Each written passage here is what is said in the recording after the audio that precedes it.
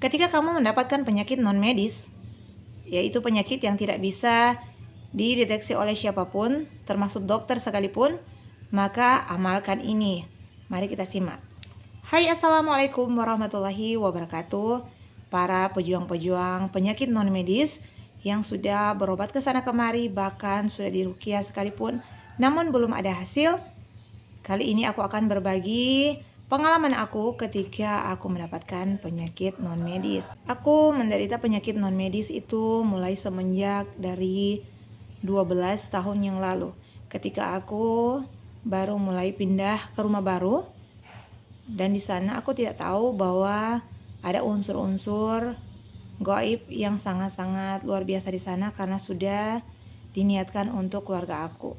Sebenarnya mereka tidak ingin memberikan santet itu padaku, namun karena mereka menginginkan tempat yang aku tinggali, yaitu tanah yang dibangun atas rumah ini, jadi di sanalah mereka menanam segala sesuatu hingga akhirnya berujung fatal untuk kami sekeluarga. Semua kami sudah pernah merasakannya. Anak perempuan aku pernah sangat-sangat luar biasa mengalami penyakit, yaitu sampai berbusa mulutnya dan sampai pingsan. Suami aku pun pernah mendapatkan penyakit sakit perut yang luar biasa dan tidak pernah ada obatnya, dan hanya kita bersandar kepada Allah hingga alhamdulillah suami aku bisa sembuh. Dan yang sangat-sangat parah di sini itu adalah aku sendiri.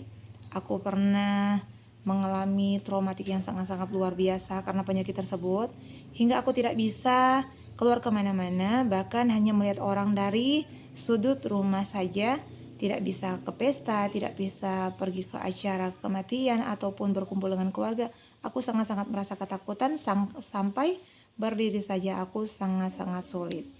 Namun aku tidak pernah berputus asa karena penyakit tersebut. Aku terus meminta petunjuk dari Allah, dan akhirnya pada beberapa tahun, yaitu genap di 7 tahun dari aku mulai mendapatkan penyakit tersebut, alhamdulillah Allah memberi petunjuk. Aku sempat ke dokter dan sempat dirawat di rumah sakit, namun alhasil sudah 2 kali berusaha untuk puasa, namun dokter ahli dalam yang datang itu mengatakan bahwa aku tidak memiliki penyakit dan beliau menyarankan aku melakukan pengobatan alternatif. Namun sangat bodohnya aku pergi karena merasa sangat-sangat ketakutan akan kematian, hingga aku pergi ke beberapa tempat pengobatan yang tidak syar'i. Dan alhasil penyakitku semakin drop dan semakin tambah parah. Sampai suatu hari aku dipertemukan oleh seorang pakar-pakar ruqyah, ketika dimana aku sering anfal itu di sekitar di jam 11 malam, maka Allah petunjukkan aku untuk bertemu dengan pakar-pakar ruqyah di jam yang sama, yaitu di jam 11 malam. Ketika aku mengetahui bahwa ada unsur santet di sini, aku mulai memperbaiki diri. Karena awal penyakit itu adalah dosa. Kenapa kita diuji? Kenapa kita ditegur? Kenapa kita mendapatkan azab dari Allah? Karena dosa-dosa kita. Awal mula begitu banyak keluhan yang aku rasakan, aku keluhkan kepada Allah.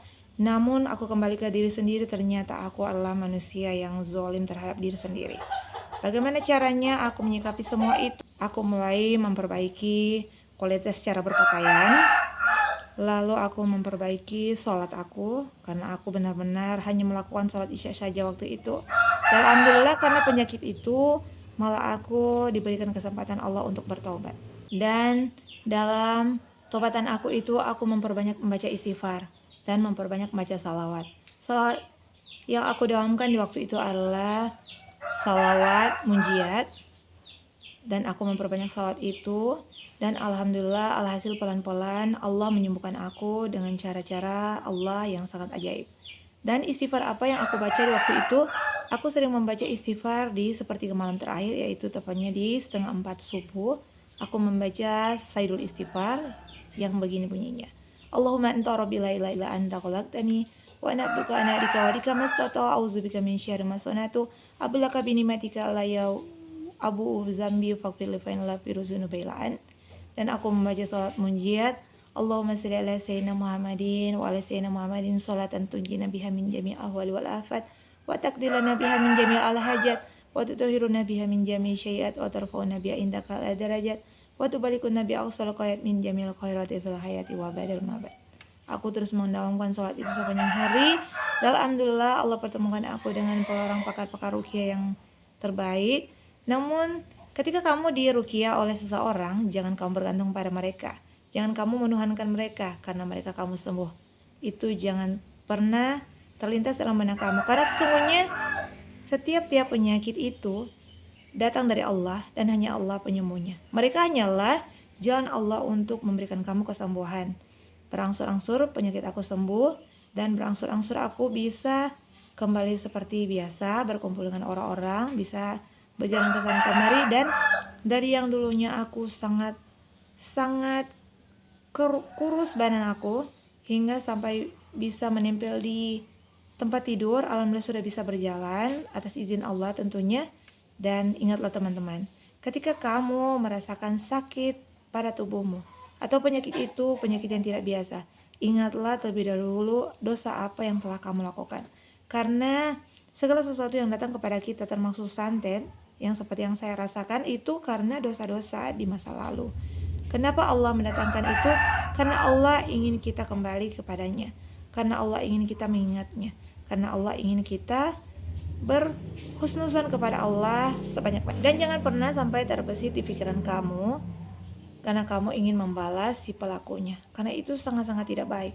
Maka kamu akan mendapatkan penyakit yang lebih parah dari sebelumnya. Ingat, ketika kamu dizolimi dan dianiaya, ketika kamu tahu kamu itu dizolimi oleh seseorang, maka banyak-banyak doakan dia dengan doa kebaikan. Aku biasanya mendoakan seperti ini di sepertiga malam. Ya Allah, siapapun pun zolim yang telah menzolimi aku, maka maafkanlah dia, ampunlah segala dosa-dosanya, berikanlah dia hidayah, sehatkanlah anak-anaknya, bahagiakan rumah tangganya, dan berilah mereka rezeki yang berlimpah. Doa itu adalah doa yang sangat-sangat mustajab ketika kamu dizolimi.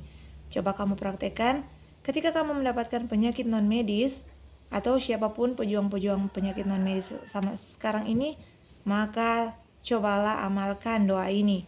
Doakan dengan doa kebaikan para pelakunya, dan perbanyaklah membaca sholat munjiat, karena sholat itu adalah sholat penyelamat. Dan perbanyaklah membaca istighfar, yaitu sayyidul istighfar di sepertiga malam terakhir. Wassalamualaikum warahmatullahi wabarakatuh.